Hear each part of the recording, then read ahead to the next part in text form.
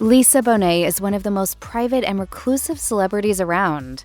But despite her best efforts, the tragedies of her personal life have been dragged into the spotlight again and again. Lisa Bonet was born on November 16, 1967 in San Francisco, California. Her mother, Arlene Joyce Littman, was a white school teacher of Jewish descent, and her father, Alan Bonet, was a black opera singer. Lisa's parents divorced in 1969, just 2 years after she was born, and she was raised by her single mother. Lisa's father, who went on to remarry and have 7 more children, essentially disappeared from her life, and the two never reconnected. Lisa was close with her mom and was able to turn to her for help when times were tough, even into adulthood. She told Net-a-Porter, "She was a good woman, she loved me." But even with her mother's support, there seemed to be something missing in Lisa's life, and she turned to her romantic relationships in order to feel whole. According to Lisa, her sometimes messy love life was the result of her father having been absent throughout her formative years. She said, "When your primary male figure couldn't care less to show up, that can become a theme in your life when you're trying to fill this gap with these different men." In Los Angeles, especially when you're, a minority, there's no work out there at all for you. Growing up outside of Los Angeles in the San Fernando Valley was not an easy time for Bonet. She and her mom lived in what Bonet once described as a little white neighborhood on the wrong side of the tracks. Bonet's character, Denise Huxtable on The Cosby Show, was the epitome of cool with her laid-back vibe and her killer sense of style. But in real life, Bonet attended a public school where she was in a program for gifted students, and she had a hard time fitting in. She told the Washington Post that she was not popular with her classmates and said, "I didn't have a date in high school. No one asked me to the prom."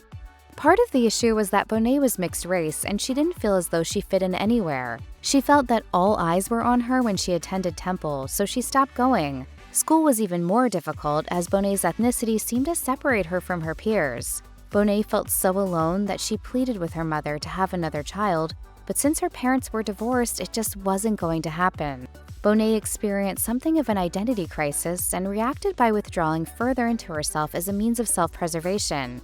She told Net-a-Porter, "The world wasn't ready for what I represented, the merging of these two races. So I sheltered myself by always withholding a bit because I didn't always feel safe."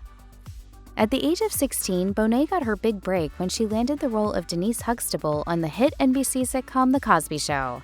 The star of the show was Bill Cosby, who played family patriarch Cliff Huxtable. When the show debuted in 1984, Cosby was one of the most beloved comedians in America, and the success of the series pushed his fame to new heights. But decades later, over 60 women came forward and accused Cosby of sexual assault and sexual harassment, which shocked his fans and resulted in criminal charges. Cosby was the one to cast Bonet in The Cosby Show, despite Bonet's fear that her braces would take her out of the running for the role of Denise. Throughout her time working on The Cosby Show and its spin-off series A Different World, Bonet and Cosby often had their differences, but the root of their disagreements always seemed to be work-related. But in 2018, Bonet broke her silence regarding Cosby and his crimes, admitting that she'd always had a bad feeling about him deep down. She told Net-a-Porter, "There was no knowledge on my part about his specific actions, but there was just energy, and that type of sinister shadow energy cannot be concealed." She went on to say that if she'd always felt a darkness within Cosby, but if she'd known about what had been happening, she surely would have spoken out.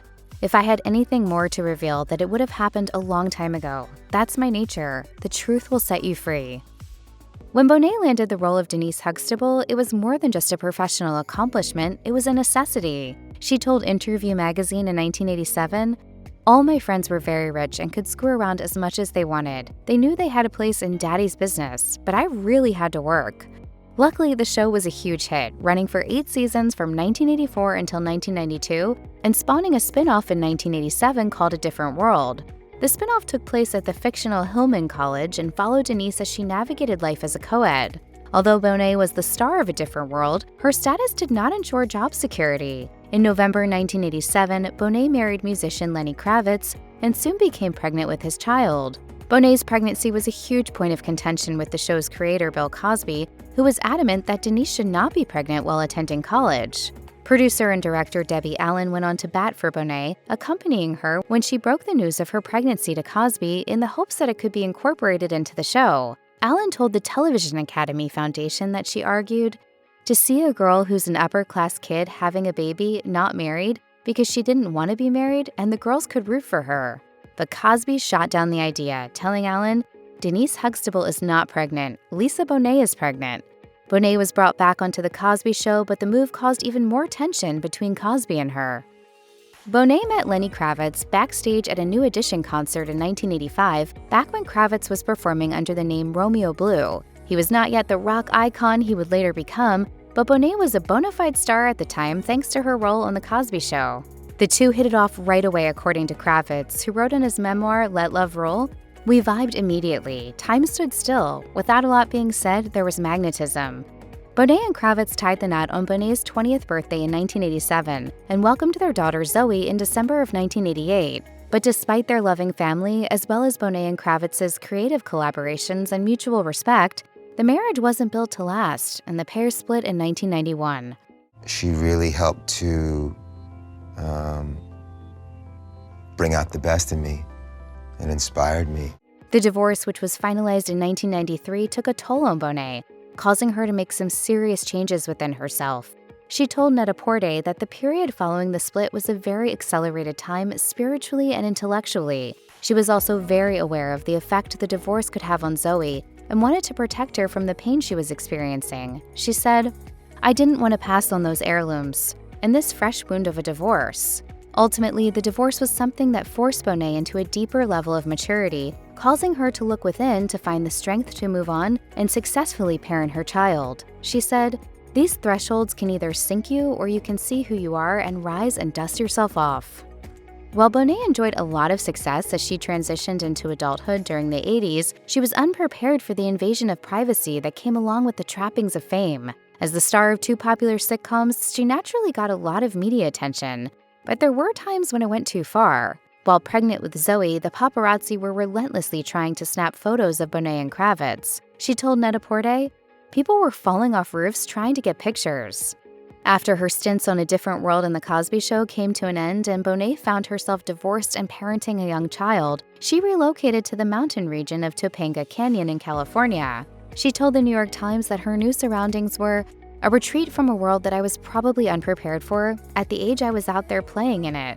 But a change of scenery wasn't the only adjustment the actor made during that time. Lisa Bonet legally changed her name to Lilikoi Moon, a choice made to further safeguard her privacy. My mother was very strict about television, so we didn't have cable or any TV. Bonet's daughter Zoe Kravitz grew up to become a superstar actor in her own right, and she has in part her upbringing to thank. Bonet took motherhood very seriously, nurturing Zoe's creativity by maintaining a strict household. There was no internet access, and the TV remained unplugged save for the weekends when Bonet allowed Zoe to rent movies. Bonet also kept herself and her daughter on a vegan diet and made sure to always have music playing in the house. She told Esquire, "Once she was born, she really became my art project." But while Bonet's home sounds idyllic, Zoe eventually decided to live with her father, Lenny Kravitz, instead. Zoe was 11 years old at the time, and Lenny had reached rock star levels of fame by then. She moved into his Miami home, where she was allowed to eat junk food, watch TV, and go shopping all she wanted. Zoe and her dad eventually relocated to New York City, and while Lenny was away on tour, Zoe partied. It was fun, but Zoe later realized the impact her choice had on Bonet. She told Esquire, "I think it was very hurtful that I moved away from her to be with my dad, and my dad wasn't even there." Zoe had been unable to appreciate the life Bonet had created for her at the time, but later came to understand that her mother had always had her best interests in mind. She said, "She was so focused on preserving my innocence, my creativity, because she knew what the world is, that you don't get that back." After such a strong start in her acting career, Bonet seemed to have disappeared from Hollywood after her sitcom success. She appeared in several films in the early 90s, but none of them performed particularly well at the box office. Bonet appeared to be making a comeback with 1998's Enemy of the State, starring Will Smith, and again in 2000's High Fidelity, in which she made a memorable appearance as one of John Cusack's love interests. Bonet even sang in the film, but it wasn't enough to rocket her back to her former star status. Part of the issue was that she just wasn't fully committed to the entertainment industry. She told Net-a-Porter, "I always had one foot in and one foot out of the business, so that's part of it." And it's also this business, it's a copycat business, you know, no one wants to be the first one to take that chance to put you in a film. The other part, according to Bonet, was simply a lack of decent roles. It's slim pickings out there. There aren't endless opportunities for women of color. You've probably noticed. In 2005, Bonet met Jason Momoa at a jazz club and the two began a long-lasting romance. For Momoa, it was a dream come true, as Bonet had caught his eye way back when he was a kid watching The Cosby Show. He told Esquire that Bonet was literally my childhood crush. The couple welcomed their first child together, daughter Lola, in 2007, and in 2008, their son Nakoa Wolf was born. Bonet and Momoa had long been referring to each other as husband and wife, but the couple made it official in 2017, tying the knot in a private ceremony in Topanga Canyon. Do you feel like newlyweds again? Oh yeah. Oh yeah. If I wasn't on camera right now, I would tell you. They seemed like a perfect pair with a happy blended family. Even Momoa and Lenny Kravitz became close friends. Sadly though, the relationship eventually came to an end. Bonet and Momoa split after 16 years together, apparently due to different priorities surrounding work. A source shared with E! News, Jason is very focused on his career and wants to work. Lisa wants to be in LA and is not interested in going on location for long periods of time with him. The pair parted ways in 2020, although they didn't announce it until 2022. Their divorce was finalized in January 2024 after Bonet filed, citing irreconcilable differences.